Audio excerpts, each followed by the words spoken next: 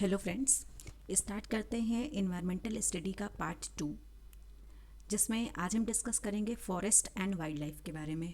कल हमने बात की थी सेंचुरीज़ के बारे में, नेशनल पार्क्स के बारे में, और आज बात कर रहे हैं फॉरेस्ट एंड वाइल्ड लाइफ, यानी कि जंगल और जो जंगली जीव जंतु हैं। तो आइए शुरू करते हैं।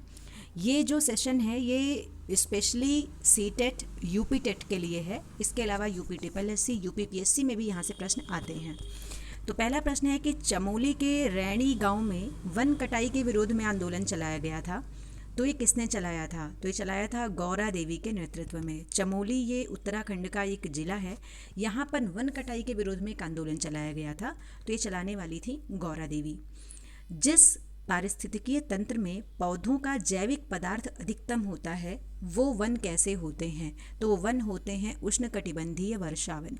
पूछा जा रहा है कि ऐसा कौन सा पारिस्थितिकी तंत्र होगा जहाँ पर सबसे ज़्यादा जैविक पदार्थ बनेंगे?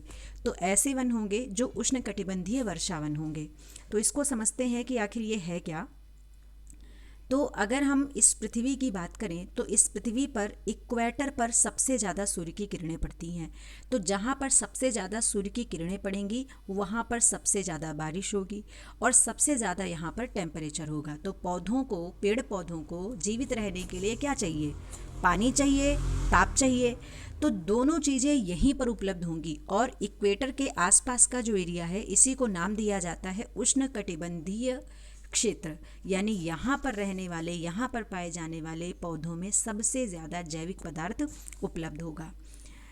अधिकतम पादप विविधता पाई जाती है। तो उष्णकटिबंधीय सदाबहार वनों में सबसे ज़्यादा डाइवर्सिटी देखने को मिलती है। फिर प्रश्न है कि यदि हम घड़ियाल को उनके प्राकृतिक आवास में देखना चाहते हैं तो वो किस स्थान पर मिलेंगे? इंपॉर्टेंट प्रश्न है, कई बार प्रश्न में पूछा गया है। तो एक नदी है मध्य प्रदेश की जिसका नाम है चंबल। चंबल नदी नर्मदा की सहायक नदी है, चंबल नदी यमुना की सहायक नदी है और इसमें घड़ियाल बड़ी संख्या में देखने को मिलते हैं। चंबल नदी का पुराना नाम है चर्मवती। कहा जाता है कि प्राचीन काल में जब महाभारत का काल चल रहा था उस समय चंबल नदी को किसी ऋषि मुनि ने श्राप दे दिया था कि तुम्हारे आसपास किसी भी प्रकार की कोई भी बस्ती नहीं होगी। यही कारण है कि आज भी चंबल की जो घाटी है वहाँ पर घने जंगल पाए जाते हैं। और आपने सुना होगा चंबल की घाटी, या आपने सुना होगा कि डाकुओं का अड्डा। तो ये जो जितने भी क्षेत्र हैं वो चंबल नदी के आसपास ही पाए जाते हैं। अगला प्रश्न है, इम्पॉर्टेंट है। भारत में यदि कछुए की एक जाति का वन्य जीव संरक्षण अधिनियम 1972 की अनुसूची के अंतर्गत संरक्षित किया गया हो तो इसका निहितार्थ क्या है? तो इसका मतलब है कि इसे संरक्षण का वही स्तर प्राप्त होगा जैसा कि बाघ को। तो हमारे देश में जितने भी जीव जंतु हैं वन्य जीव संरक्षण अधिनियम के तहत उनको बचाने का प्रयास किया गया। और जो ये अधिनियम था ये 1972 में लागू किया गया। इसमें कई सारे जानवरों को समय समय पर शामिल कर दिया जाता है जो इंडेंजर्ड की जोन में आते हैं। तो अगर किसी भी जानवर का, किसी भी जीव जंतु का नाम इस सूची में है तो उसको वही शुभ सुखदाएं, इसको सुरक्षा का वही स्तर मिलेगा जो अन्य जानवरों को मिलता है।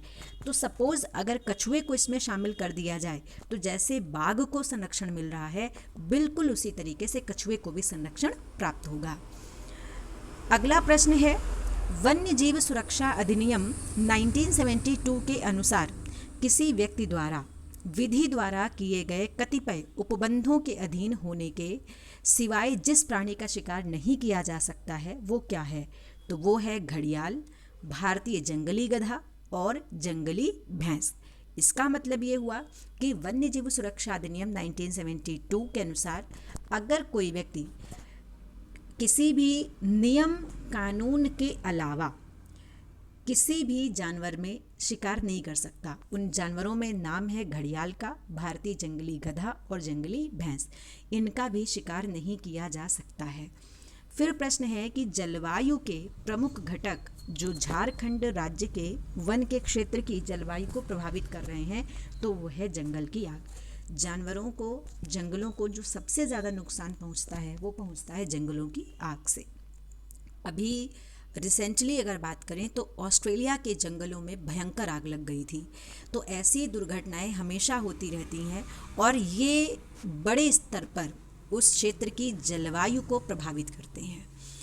झारखंड राज्य में जंगलों को सुरक्षित वन के रूप में वर्गीकृत करने का क्या उद्देश्य है? तो बिना अनुमति सभी गतिविधियों पर प्रतिबंध, यानी कि अगर किसी जंगल को सुरक्षित वन के रूप में डिफाइन कर दिया गया है तो बिना सरकार की अनुमति के उसके अंदर किसी भी प्रकार की कोई भी गतिविधि नहीं हो सकती। फिर भारत का वह राज्य जहां सर्वप्रथम मुख्यमंत्री जन वन योजना प्रारंभ की गई थी, तो उस राज्य का नाम है झारखंड। फिर बात आती है कि सदाबहार वन कहाँ पाए जाते हैं, तो वो पाए जाते हैं पश्चिमी घाट पर।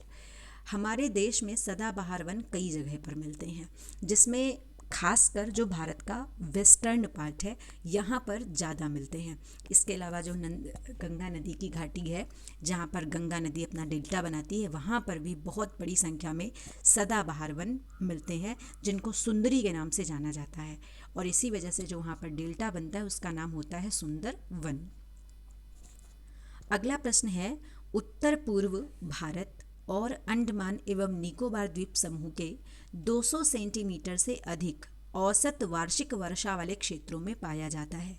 तो यहाँ पाए जाते हैं उष्णकटिबंधीय सदाबहार वन, यानी कोई भी ऐसा क्षेत्र जहाँ पर 200 सेंटीमीटर से अधिक वर्षा होती है तो वहाँ पर सदाबहार वनों का विस्तार हो जाता है। तो जो हमारे देश में अंडमान निकोबार द्वीप समूह है वहाँ पर भी करीब 200 सेंटीमीटर से अधिक बारिश होती है, तो वहाँ पर भी सदाबहार वनों का विस्तार होता है। फिर है, विषुवतीय वनों की अद्वितीय विशेषताएं क्या हैं? तो जितने भी विषुवत रेखीय वन होंगे इनकी जो विशेषता है वो है ऊंचे घने वृक्षों की विद्यमानता, जिनके किरीट निरंतर वितान बनाते हों, बहुत सी जातियों का सह अस्तित्व हो, अधिपादपों की असंख्य किस्मों की विद्यमानता हो। चलिए इसको समझते हैं डायग्राम के माध्यम से। ये हमारी पृथ्वी है। पृथ्वी के बिल्कुल बीचों बीच में है इक्वेटर। तो इक्वेटर के आसपास जो 0 डिग्री की लाइन है भूमध्य रेखा, इसके आसपास का जो क्षेत्र होता है इसी को नाम दिया जाता है विषुवतीय प्रदेश या विषुवत रेखीय प्रदेश, इसको नाम देते हैं। तो यहाँ पर सूर्य की किरणें सबसे अधिक पड़ती हैं, यहाँ पर सबसे ज़्यादा इवेपरेशन होता है और सबसे ज़्यादा यहाँ का तापमान होता है। तो यहाँ पर वृक्षों के लिए एक कह सकते हैं आपकी अनुकूल परिस्थिति मिलती है, जिसकी वजह से यहाँ के वृक्ष ऊंचे भी होते हैं, घने भी होते हैं और यहाँ पर भयंकर जंगल होते हैं और इन जंगलों में कई प्रकार के जीव जंतु अपना घर बनाकर रहते हैं, जिसकी वजह से यहाँ पर सबसे ज़्यादा बायोडाइवर्सिटी भी होती है। विषुवतीय वन ऐसे उष्णकटिबंधीय क्षेत्रों में मिलते हैं जहाँ वर्षा कितनी होगी, लगभग 200 सेंटीमीटर से ज़्यादा। तो वर्षा को कैसे नापा जाता है, तो एक यंत्र होता है जिसको नाम दिया जाता है रेन गेज। रेन गेज में स्केल बनी होती है, यानी एक पैमाना होता है और इस पैमाने को किसी भी खुले स्थान पर रख दिया जाता है। जितनी देर तक बारिश होती है उतनी देर तक इसमें पानी भरता है, फिर जो वहाँ पर स्केल है उससे देखा जाता है कि कितने सेंटीमीटर की बारिश हुई है। फिर प्रश्न है कि विश्व भर की लगभग 80% बायोडाइवर्सिटी कहाँ पाई जाती है, तो ये पाई जाती है विषुवतीय वनों में, क्योंकि सबसे ज़्यादा बायोडाइवर्सिटी इन एरिया में होगी जहाँ का उच्च तापमान हो, जहाँ पर इनको अच्छी बारिश मिले। भारत में उपयुक्त पारिस्थितिक संतुलन बनाए रखने के लिए वनाच्छादन हेतु न्यूनतम संतुति भूमि क्षेत्र कितनी है, तो आपको ध्यान रखना है कि यह है 33%।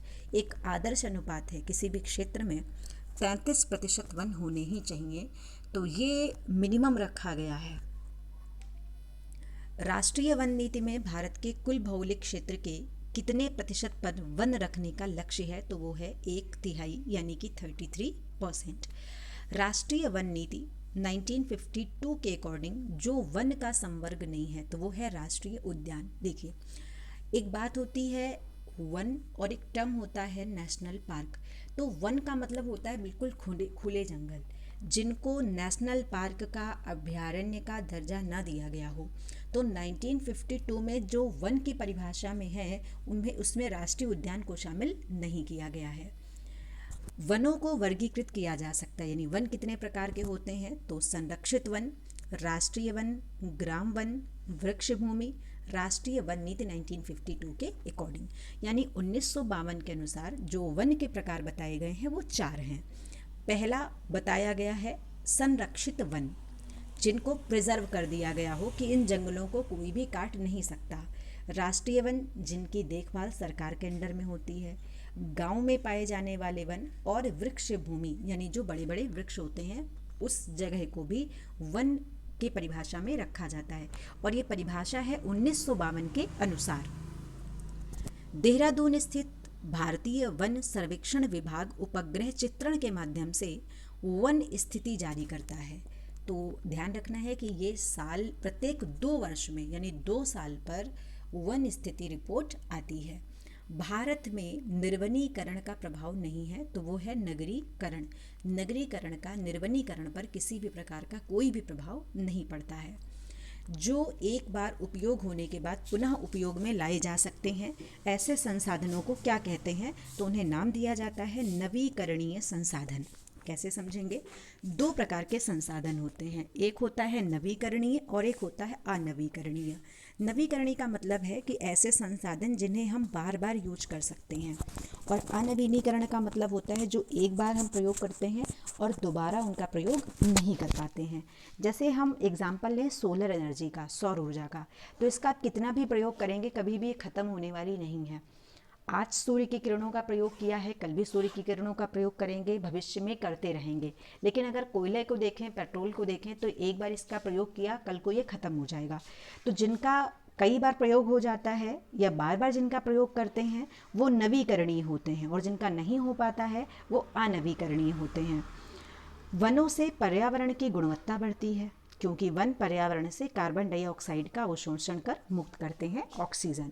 तो जितने भी पेड़ पौधे हैं इस धरती पर, जितने भी जैविक पदार्थ हैं, उनको जीने के लिए ऑक्सीजन की आवश्यकता होती है, और जितने भी पेड़ पौधे हैं ये फोटोसिंथेसिस यानी कि प्रकाश संश्लेषण की क्रिया के द्वारा ऑक्सीजन मुक्त करते हैं, जिससे हमें जीवनदायिनी गैस मिलती है, जिसकी वजह से पर्यावरण की गुणवत्ता भी बढ़ती है। विकास के चरण के आधार पर प्राकृतिक संसाधन को कितने समूह में विभाजित किया जा सकता है? तो आप देख सकते हैं कि इनको 4 भागों में डिवाइड कर सकते हैं: संभाव्य, वास्तविक संसाधन, आरक्षित संसाधन और स्टॉक संसाधन। जो एक क्षेत्र में स्थित है तथा भविष्य में भी प्रयोग में लाए जा सकते हैं, उन्हें संभाव्य यानी कि पॉसिबिलिटी रिसोर्सेस के नाम से जानेंगे। यानी कोई ऐसा क्षेत्र है जिस पर वैज्ञानिकों ने अनुमान लगाया है कि यहाँ पर ये चीज़ मिल सकती है, तो वो संभावना है, संभाव्य संसाधन है। जिसका सर्वेक्षण किया गया है तथा उनकी मात्रा एवं गुणवत्ता का पता लगाया जा चुका है तथा जिनका प्रयोग हम वर्तमान में कर रहे हैं, ऐसे संसाधन को नाम देते हैं वास्तविक संसाधन। जिनका प्रयोग अभी नहीं हुआ है, भविष्य में होगा, वो संभाव्य हैं। जिनका कर रहे हैं उनको नाम दिया जाता है वास्तविक। राष्ट्रीय सुदूर संवेदन अभिकरण यानी कि NRSA प्रणाली से चित्रित वह भूक्षेत्र जो वास्तव में वनाच्छादित होता है, उसे नाम दिया जाता है वनावरण यानी कि वन आवरण, वन से ढका हुआ। मैग्रोव वनस्पतियों का विकास अधिकांशतः कहाँ होता है? तो तटों के सहारे। हमारे देश में भी जो हमारा तट रेखा है भारत की, यहाँ पर मैग्रोव वनस्पतियों का अधिकतम विकास होता है। भारत में मैग्रोव यानी कि ज्वारीय वन वनस्पति मुख्यतः कहाँ पाई जाती है? तो पाई जाती है सुंदरवन में। और अगर राज्य की बात करेंगे तो यह राज्य होगा वेस्ट बंगाल में। ये डेल्टा प्रदेशों तथा समुद्र के ज्वार वाले भागों में होते हैं तथा इन्हें मैग्रोव वनस्पति के नाम से जाना जाता है। तो ये होते हैं ज्वारीय वन। मैग्रोव वनस्पति का सर्वाधिक क्षेत्र सुंदरवन डेल्टा में पाया जाता है। यहाँ के वनों में विशेष रूप से उल्लेखनीय है सुंदरी वृक्ष। तो ये आपको बहुत ज़्यादा ध्यान रखना है कि सुंदरी वृक्ष की वजह से ही इसका नाम सुंदरवन का डेल्टा है, जो पश्चिम बंगाल और बांग्लादेश की सीमा पर है, जिसमें से करीब 40% अपने देश में है और 60% बांग्लादेश में है। एक संरक्षित कच्छ वनस्पति क्षेत्र कहाँ है? तो ये गोवा में है। देखिए, कच्छ राष्ट्रीय उद्यान गुजरात में है, जबकि कच्छ एक प्रकार की वनस्पति होती है जो गोवा में है। भारत में मैंग्रोव, सदापर्णी वन तथा पर्णपाती वनों का संयोजन कहाँ मिलता है? तो अंडमान निकोबार में। यानी अंडमान निकोबार में मैंग्रोव वन भी हैं, सदापर्णी भी हैं और पर्णपाती वन भी हैं। मैंग्रोव हैं सदापर्णी जिनमें हमेशा पत्ते रहते हैं, और एक समय के बाद जिसमें पत्ते झड़ जाते हैं उन्हें पर्णपाती कहा जाता है। तो इस सारे प्रकार के जो वन हैं ये मिलते हैं अंडमान निकोबार द्वीप समूह में। फिर बात आती है कि नागालैंड के पर्वत क्रमशः बंजर होते जा रहे हैं, इसका प्रमुख कारण क्या है? तो ये है झूम कृषि। नागालैंड में रहने वाली कई प्रकार की जनजातियां हैं, जैसे एक जनजाति है वहाँ पर नागा। तो जो ये नागा जनजाति होती है ये खेती करती है, उस खेती को नाम दिया जाता है झूम। झूम में होता क्या है कि जैसे मान लीजिए ये एक एरिया है और यहाँ पर इन्होंने कोई भी फसल बोई है। अब इस फसल की जब ये कटाई कर देंगे, इसके बाद में इस जगह पर आग वाग लगा देते हैं और 1-2 साल के बाद ये इस प्लेस को छोड़कर दूसरी जगह माइग्रेट कर जाते हैं, यानी कि ये जगह लगातार बंजर हो जाती है और ये अलग अलग जगहों पर जाकर खेती करते हैं। तो ऐसी कृषि को नाम दिया जाता है झूम कृषि। कभी कभी झूम कृषि को ही स्थानांतरित कृषि के नाम से भी जाना जाता है, क्योंकि इसका पर्टिकुलर कोई प्लेस नहीं होता है। तो इस वजह से जो नागालैंड के पर्वत हैं वो लगातार बंजर होते जा रहे हैं। वह राज्य जिसके द्वारा अपना वन अपना धन योजना प्रारंभ की गई थी, तो वो उस राज्य का नाम है हिमाचल प्रदेश। भारतीय वन्य जीव संरक्षण अधिनियम कब लागू किया गया? 1972। इसको बिल्कुल रट लीजिए क्योंकि ये बहुत इंपॉर्टेंट क्वेश्चन है। 1972 से आप इस तरीके से भी याद कर सकते हो कि जो पूरी दुनिया में पर्यावरण को बचाने के लिए जो मीटिंग हुई थी वो 1972 में हुई थी। 5 जून 1972 स्टॉकहोम में हुई थी और इसी के बाद से भारत में वन्य जीव संरक्षण अधिनियम 1972 में लागू किया गया था और उस समय हमारे देश की प्रधानमंत्री थी श्रीमती इंदिरा गांधी। वन्य जीवों की तस्करी, अवैध शिकार से रक्षा एवं संरक्षण के लिए भारत सरकार द्वारा पारित क्या किया गया था? तो वन्य जीव संरक्षण अधिनियम 1972। भारत में वन संरक्षण अधिनियम कब पारित किया गया? तो 1980 में। देखिए दोनों में डिफरेंस है, ये वन्य जीव संरक्षण है और ये वन संरक्षण है। वन्य जीव का मतलब होता है जंगल में रहने वाले जीव और वन संरक्षण का मतलब होता है पेड़ पौधों को बचाना। तो ये आया था 1980 में और ये आया था 1972 में। भारत में वन संरक्षण अधिनियम लागू होने की तिथि है 25 अक्टूबर 1980। तो ये भी इम्पॉर्टेंट है, 25 अक्टूबर 1980 से स्टार्ट हुआ था।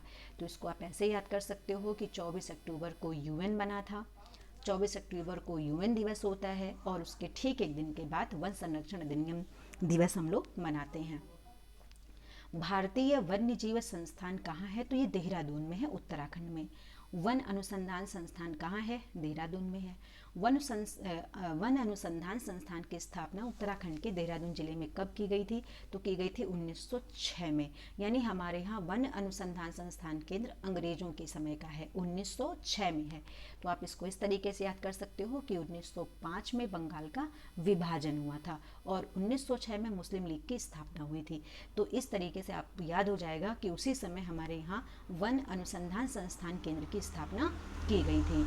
पर्यावरण से संबंधित हैं तो विज्ञान और पर्यावरण केंद्र, भारतीय वनस्पति सर्वेक्षण संस्थान, भारतीय वन्य जीव संस्थान, ये सारे के सारे पर्यावरण से संबंधित हैं।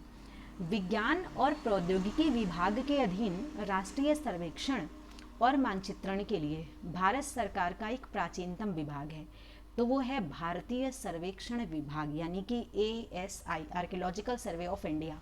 तो ये जो विभाग है इसकी स्थापना पहले बंगाल में हुई थी और इसकी स्थापना करने वाले थे लॉर्ड कनिंघम। तो ये विभाग जो है ये प्रौद्योगिकी विभाग के अंतर्गत काम करता है।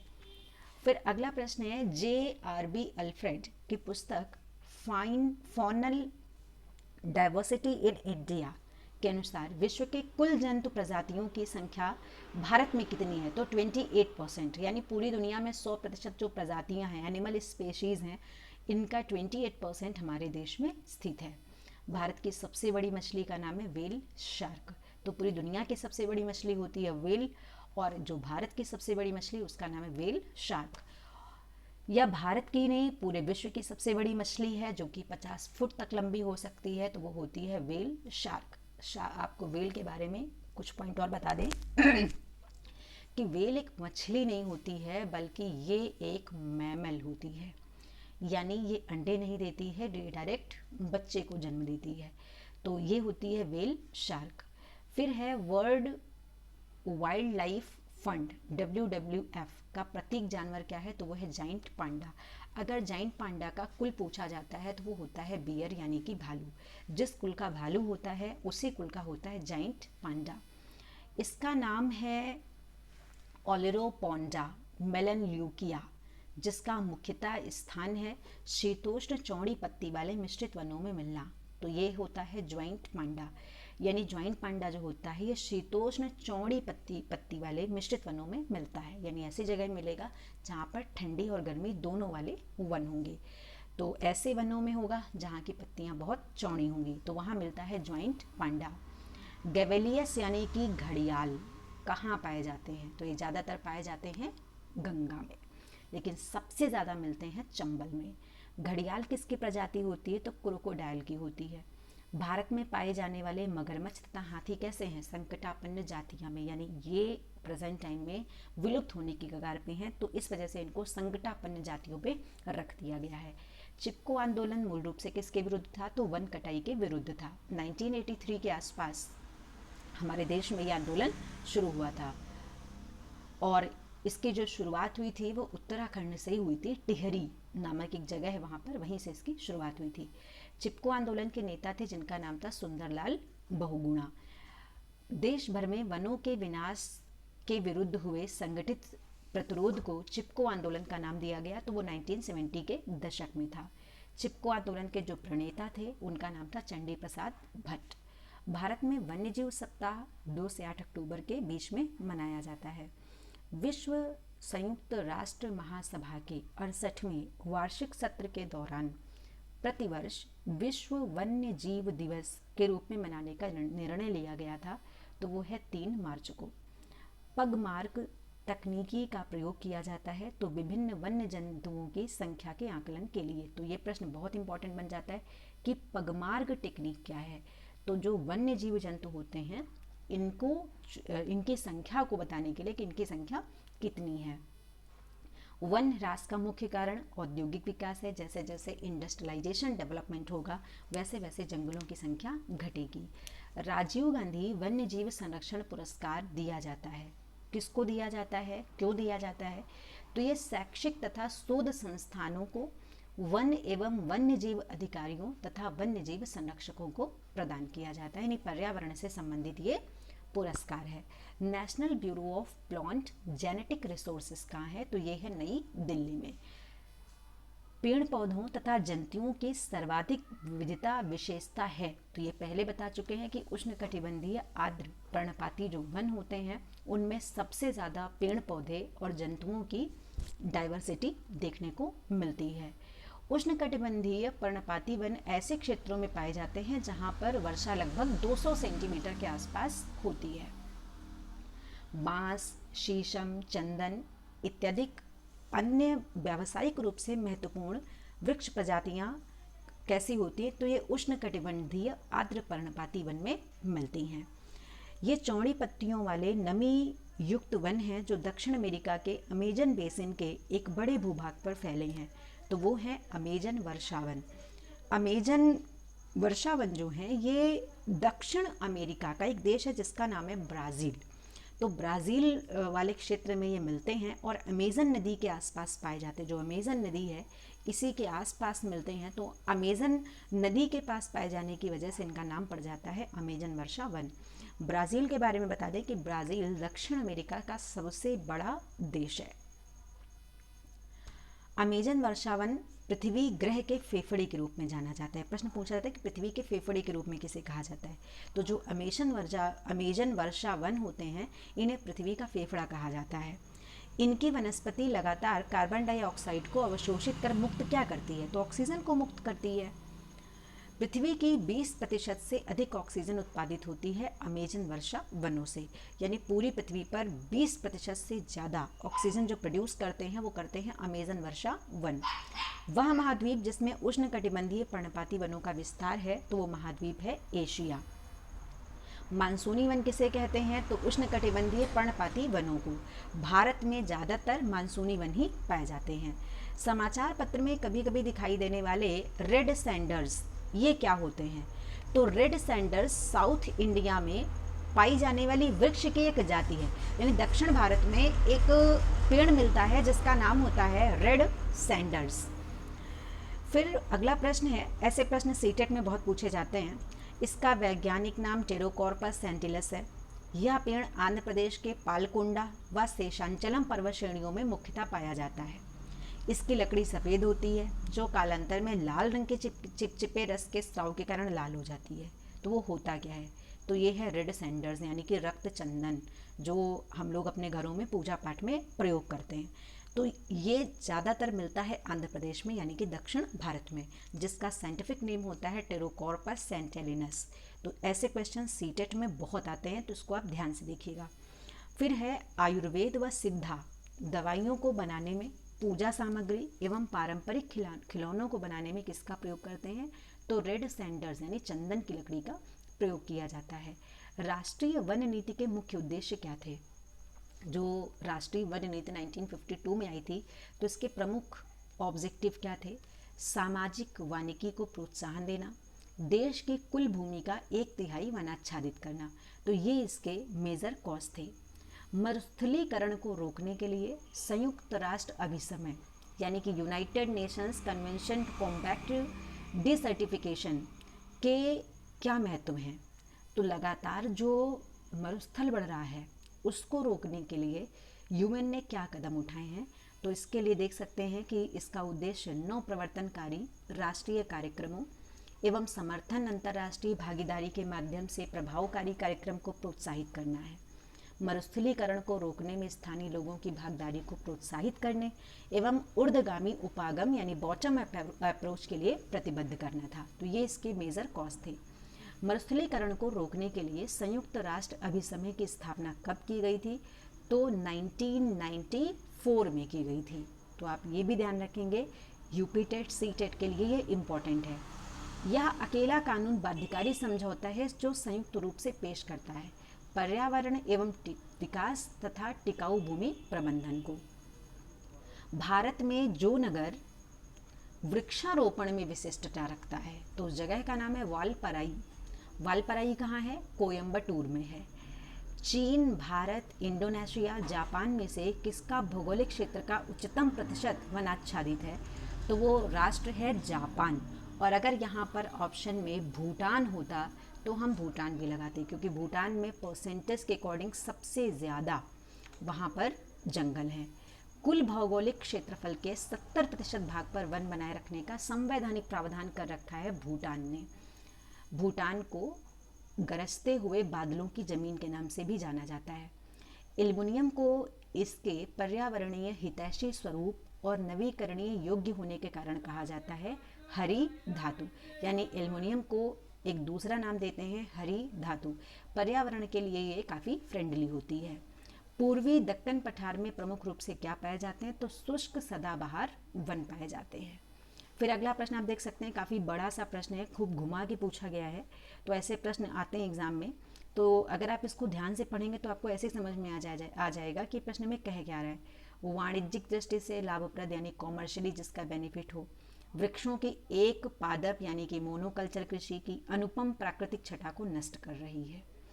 इमारती लकड़ी का विचार शून्य दोहन, ताड़रोपण के लिए विशाल भूखंडों का निर्वनीकरण, मैग्रोवों का विनाश, आदिवासियों द्वारा लकड़ी की अवैध कटाई और अनाधिकार आखिट समस्या को अधिक जटिल बनाते हैं।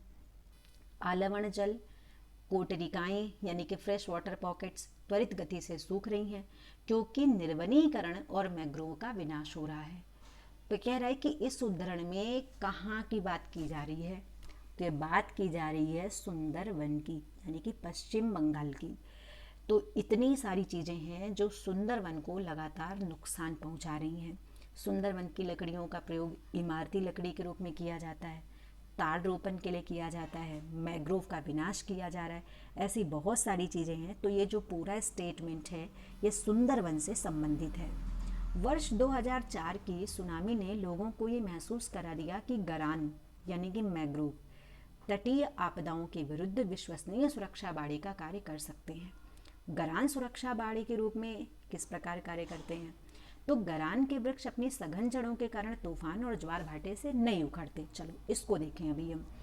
अगर भारत की तट रेखा की बात करें तो जितने भी तूफान भारत में आते हैं, जितने भी चक्रवात जैसी चीज़ें भारत में आती हैं तो वो इधर से आती हैं। इस तरीके से जितने भी भारत में तूफान होंगे वो ज़्यादातर ऐसे ही होंगे। ऐसी स्थिति में अगर यहाँ पर सुंदर वन हो, वृक्ष हों, उनकी जड़ें काफ़ी गहरी होती हैं, तो अगर यहाँ पर ज्वार भाटा आ रहा है, तूफान आ रहा है, तो वो इस प्रकार के चक्रवात को भारत के अंदर प्रवेश नहीं करने देंगे। तो वही चीज़ यहाँ पे कही जा रही है कि वर्ष 2004 के सुनामी ने लोगों को ये महसूस करा दिया था कि तटीय आपदाओं के विरुद्ध विश्वसनीय सुरक्षा बाड़े का कार्य हम कर सकते हैं। चक्रवात अवरोधक के रूप में मैंग्रोव वन कार्य करते हैं, अभी पहले वाले क्वेश्चन में आपने देखा। ओडिशा के केंद्रपाड़ा जिले में ब्राह्मणी, बैतरणी और महानदी डेल्टा क्षेत्र में स्थित है भितरकनिका गरान। तो ध्यान रखेंगे, भितरकनिका राष्ट्रीय उद्यान भी है जो कि उड़ीसा में है। तो ब्राह्मणी, बैतरणी, महानदी, प्रमुख रूप से ये 3 नदियाँ हैं जिनके थ्रू ये बनता है भितरकनिका गरान। ये मैंग्रोव वनों के लिए प्रसिद्ध है। यह एक रामसर स्थल वर्ष 2002 में घोषित किया गया था। तो उस जगह का नाम है भितरकनिका गरान। तो आपको एक चीज़ बता दें, रामसर स्थल क्या है? ईरान की एक जगह है जिसका नाम है रामसर। तो यहाँ पर एक मीटिंग हुई थी और इस मीटिंग के तहत दुनिया भर में जितने भी आर्द्र भूमि वाले स्थान हैं उनको देखा गया था कि ऐसे कौन कौन से स्थान हैं। तो उसमें घोषित किया गया था भितरकनिका गरान को। फिर सही कथन है, टैक्सस वृक्ष हिमालय में प्राकृतिक रूप से पाया जाता है। बिल्कुल सही है, टैक्सास वृक्ष जो होता है ये हिमालय में मिलता है। टैक्सास वृक्ष रेड डेटा बुक में सूचीबद्ध है, यानी ये भी डेंजर्ड जोन में आ चुका है। टैक्सास वृक्ष से टैक्सोल नामक औषधि प्राप्त की जाती है जो पार्किंस रोग के विरुद्ध प्रभावी होती है। तो ये सारे कथन सही हैं। फिर अगला है, विश्व वन्य जीवन कोष की स्थापना 1961 में हुई थी। जुलाई 2000 में उड़ीसा के नंदन वन अभ्यारण्य में 13 शेरों की मृत्यु का कारण ट्राइपनासोमियस रोग रहा। भारत का सबसे बड़ा जीवनशाला कोलकाता में स्थित है। तो ये सारे कथन सही हैं।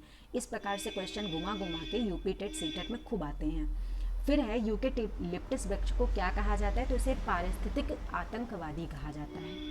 यूकेलिप्टस का वृक्ष सबसे ऊंचा होता है और इसकी जो जड़ें होती हैं ये बहुत दूर तक फैलती हैं और अंदर का जो अंडरग्राउंड वाटर होता है इसको ये ऑब्जर्व कर लेती हैं। इस वजह से जहाँ जहाँ पर यूकेलिप्टस का वृक्ष होता है, जिसको लिप्टिस के नाम से जाना जाता है, वहाँ पर अंडरग्राउंड वाटर में प्रॉब्लम आने लगती है। इसी वजह से इसको पारिस्थितिक आतंकवादी का नाम दिया जाता है। ये उष्णकटिबंधीय जलवायु क्षेत्र में पाए जाते हैं। ये मुख्यतः मध्य एवं दक्षिणी अमेरिका के सदाबहार वनों में पाए जाते हैं। उन्हें नाम दिया जाता है स्पाइडर वॉर्नर।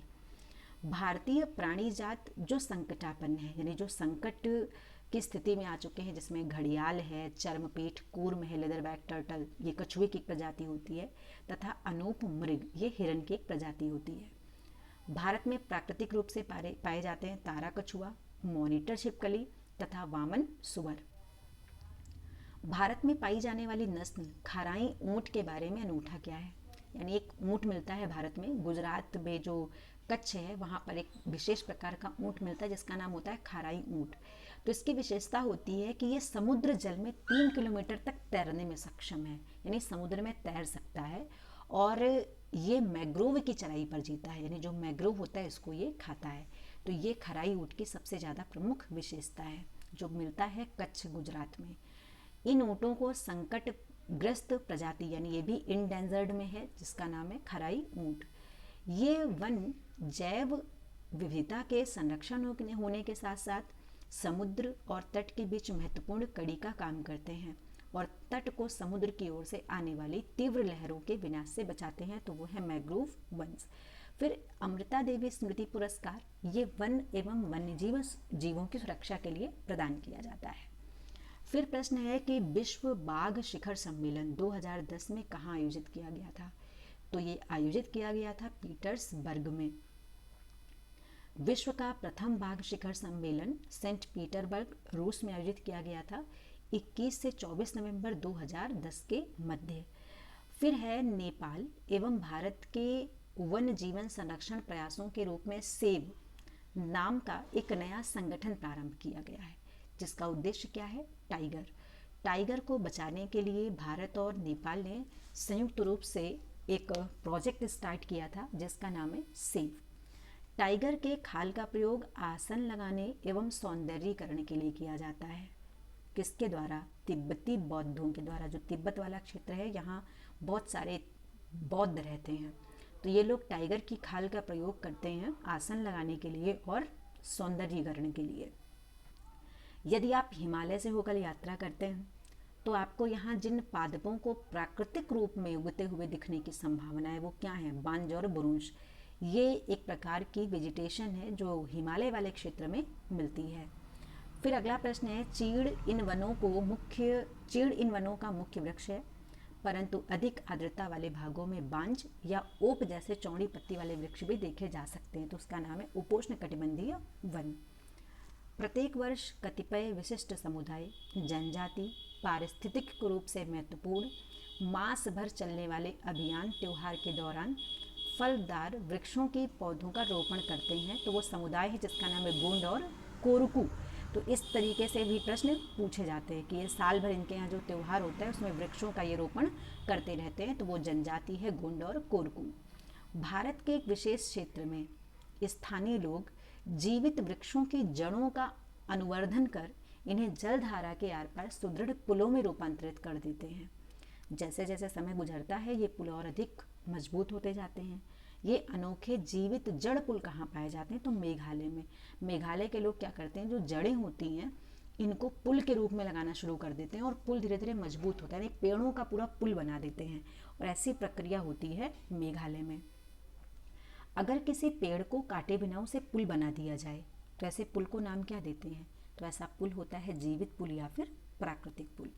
भारतीय पशु कल्याण बोर्ड देश में पशुओं के कल्याण को बढ़ावा देने तथा पशु कल्याण कानूनों पर क्या है?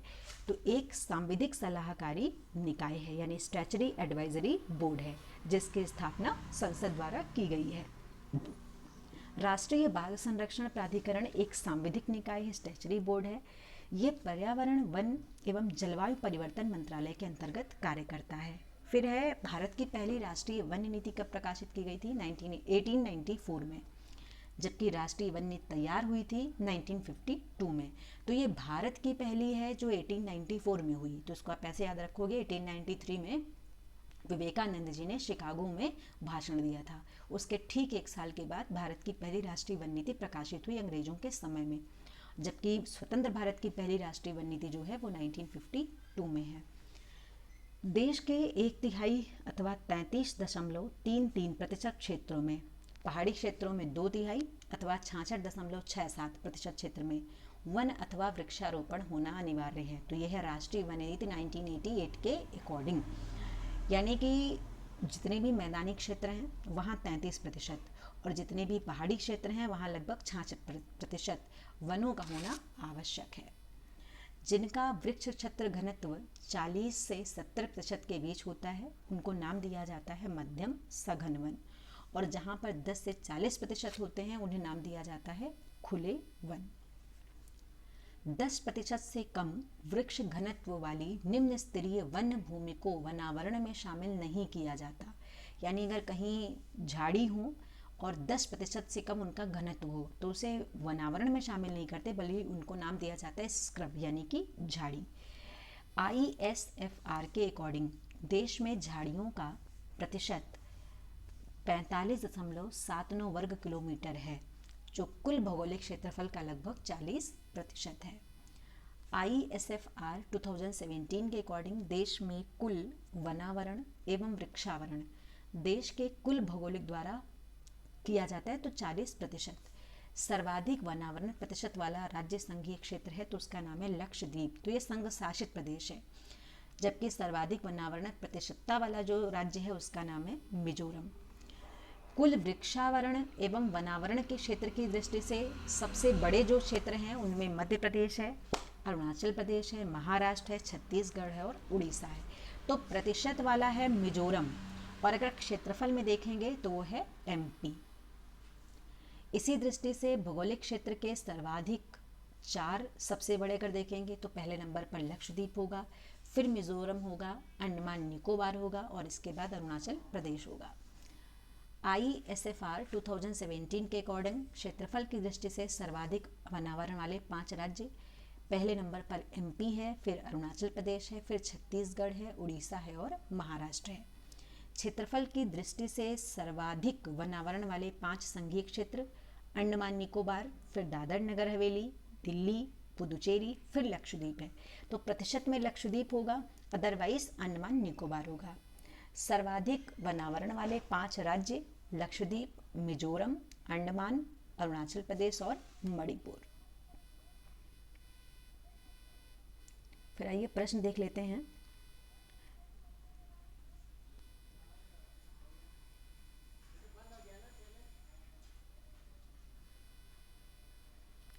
विश्व में मैंग्रोव का सर्वाधिक क्षेत्र एशिया में है। उत्तर प्रदेश में सर्वाधिक वनावरण क्षेत्र वाला जो जिला है वो सोनभद्र है, खीरी है और मिर्जापुर है। न्यूनतम वनावरण वाले क्षेत्र देखें तो संत रविदास नगर, मऊ, संत कबीर नगर और मैनपुरी। उत्तर प्रदेश में सर्वाधिक वनावरण प्रतिशत वाले जिले सोनभद्र हैं, चंदौली हैं और पीलीभीत हैं। न्यूनतम में संत रविदास नगर है, मैनपुरी है और देवरिया है। उत्तर प्रदेश में कुल वनावरण जो है वो 14.679 वर्ग किलोमीटर है और अगर कुल क्षेत्रफल की बात करेंगे तो 9% है। होना चाहिए 33%, लेकिन है लगभग 9%। और राज्य का कुल भौगोलिक क्षेत्रफल में अगर देखेंगे तो 18% होगा। वन क्षेत्र के संदर्भ में 3 सबसे बड़े देश, तो पहला रूसी संघ है, फिर ब्राज़ील है और इसके बाद कनाडा है। फिर प्रश्न है सर्वाधिक मैंग्रोव आच्छादित वाला राज्य, वो है पश्चिम बंगाल। वैश्विक वन संसाधन आकलन यानी कि GFRA global forest resources assessment के तहत विश्व के वनों एवं उनके प्रबंधन की नियमित निगरानी करता है। तो ये करता है संयुक्त राष्ट्र का खाद्य एवं कृषि संगठन।